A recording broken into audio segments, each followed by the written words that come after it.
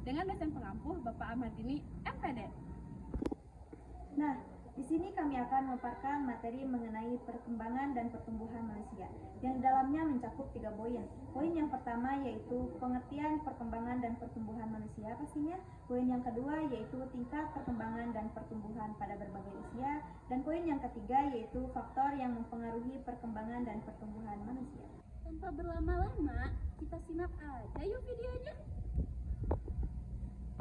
Nah, yang pertama yaitu ada pertumbuhan dan perkembangan manusia. Pertumbuhan merupakan proses yang berkesinambungan dan bersifat bertambah, sedangkan perkembangan menunjukkan pada suatu proses ke arah yang lebih sempurna atau tidak dapat diulang kembali. Pertumbuhan memiliki perubahan secara kuantitatif karena beberapa faktor, yaitu ada 2 faktor, faktor internal dan juga faktor eksternal. Pertumbuhan juga dapat ditandai dengan bertambahnya berat badan dan juga tinggi badan. Sedangkan perkembangan ditandai dengan perubahan kematangan fisik, keterampilan, emosional, dan juga pikiran menuju dewasa. Nah, perkembangan adalah bertambahnya kemampuan struktur dan fungsi organ dalam tubuh menjadi lebih kompleks dalam pola yang benar. Sebagai hasil dari proses pematangan, sehingga organ tersebut dapat menjalankan fungsinya. Pertumbuhan dan perkembangan manusia juga berkaitan dengan masalah perubahan dalam besar, jumlah ukuran atau dimensi tingkat sel, organ, maupun individu yang dapat diukur dengan ukuran berat atau gram dan panjang atau sentimeter, umur tulang, dan keseimbangan metabolis atau retensi kalsium dan nitrogen tubuh. Pertumbuhan pada umumnya dibatasi dengan perubahan struktural dan fisiologis atau kejasmanian dalam pembentukan seseorang secara jasmaniah, mulai dari konseptual atau janin melalui periode-periode prenatal dalam kandungan dan postnatal setelah kelahirannya sampai menuju kedewasaannya. Pertumbuhan adalah perubahan secara fisiologis sebagai hasil dari proses pematangan fungsi-fungsi fisik yang berlangsung secara normal pada anak yang sehat dalam waktu yang tertentu. Itulah pertumbuhan menurut Hasunarto dan E.J. B. Agung Hartono 1995. Nah, yang selanjutnya yaitu ada perkembangan atau development, adalah bertambahnya kemampuan atau skill dalam struktur dan fungsi tubuh yang lebih kompleks dalam pola yang teratur dan dapat diramalkan sebagai hasil dari proses pematangan. Perkembangan juga menyangkut adanya proses diferensiasi sel-sel tubuh, jaringan tubuh, organ tubuh, dan sistem organ yang berkembang sedemikian rupa sehingga masing-masing dapat menjalankan fungsinya, termasuk perkembangan emosi, intelektual, tingkah laku sebagai hasil dari interaksi dengan lingkungan. Masuk kepada pembahasan yang kedua, yaitu tingkat pertumbuhan dan perkembangan pada berbagai usia. Pembahasan kali ini dibagi menjadi 3 bagian. Bagian yang pertama, masa konsepsi sampai remaja. Bagian yang kedua, masa dewasa awal sampai dewasa menengah. Bagian yang ketiga yaitu masa lanjut usia. Pembahasan yang pertama dibagi menjadi beberapa bagian. Bagian yang pertama yaitu masa prenatal. Masa ini berlangsung sejak terjadinya konsepsi atau pertemuan sel bapak ibu sampai lahir. Kira-kira 9 bulan 10 hari atau 280 hari. Masa sebelum lahir dibagi menjadi 3 periode. Periode yang pertama yaitu periode telur atau zigot, periode yang kedua yaitu periode embrio, dan periode yang ketiga yaitu periode janin atau fetus. Bagian yang kedua yaitu masa bayi baru lahir.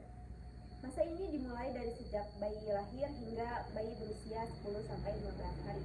Dalam perkembangan manusia, masa ini merupakan fase pemberhentian atau plateau stage, artinya masa tidak terjadi pertumbuhan atau perkembangan. Bagian yang ketiga yaitu masa bayi. Masa ini dimulai dari usia 2 minggu hingga 2 tahun.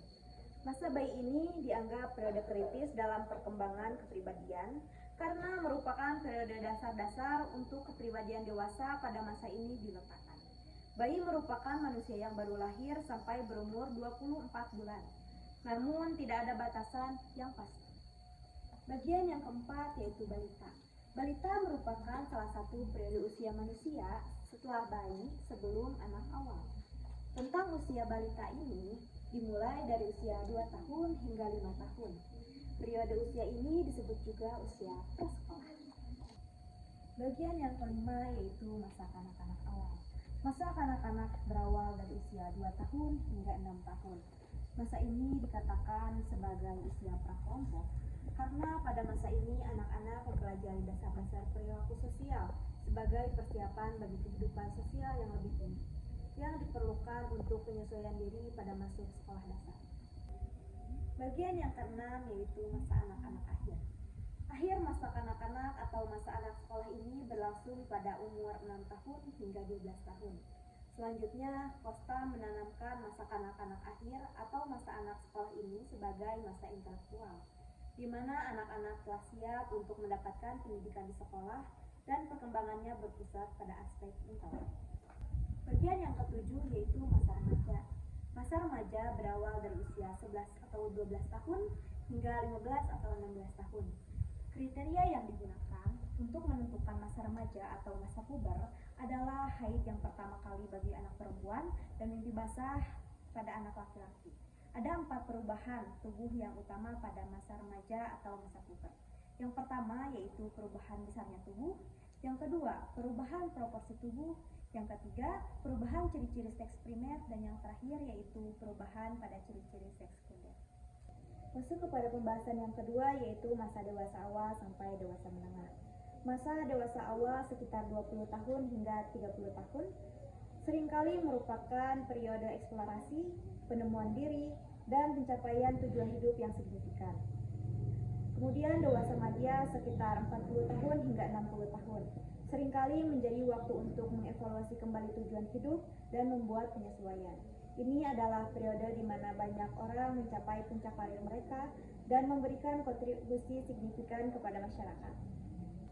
Pembahasan yang ketiga atau pembahasan terakhir yaitu masa lanjut usia.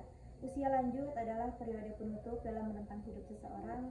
Masa ini dimulai dari usia 60 tahun sampai meninggal, yang ditandai dengan adanya perubahan yang bersifat fisik dan psikologis yang semakin menurun. Masuk ke pembahasan yang terakhir yaitu mengenai tentang faktor-faktor pertumbuhan dan juga perkembangan manusia.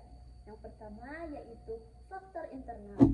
Faktor internal ini terjadi dari dalam tubuh manusia, yang mana hal tersebut tidak bisa diubah namun dapat kita optimalkan. Di antaranya yaitu yang pertama faktor genetik atau sering dikenal sebagai faktor keturunan. Faktor genetik ini terjadi dari orang tua dan juga menentukan sifat-sifat pembawaannya. Di antaranya seperti tinggi badan, warna kulit, dan juga tekstur tubuh, sehingga kecenderungan terhadap penyakit. Contohnya seperti jika ada orang tua yang memiliki tekstur tubuh yang tinggi, maka ada kemungkinan besar juga anak memiliki bentuk tubuh yang tinggi, asalkan hal tersebut didukung oleh asupan gizi dan juga lingkungan yang baik. Yang kedua yaitu hormon. Hormon sebagai zat kimia yang menghasilkan kelenjar endokrin yang dapat mempengaruhi dalam pertumbuhan manusia. Jenis-jenis hormon tersebut memiliki 3. Yang pertama hormon pertumbuhan, yang kedua hormon tiroid, dan yang ketiga yaitu hormon seks.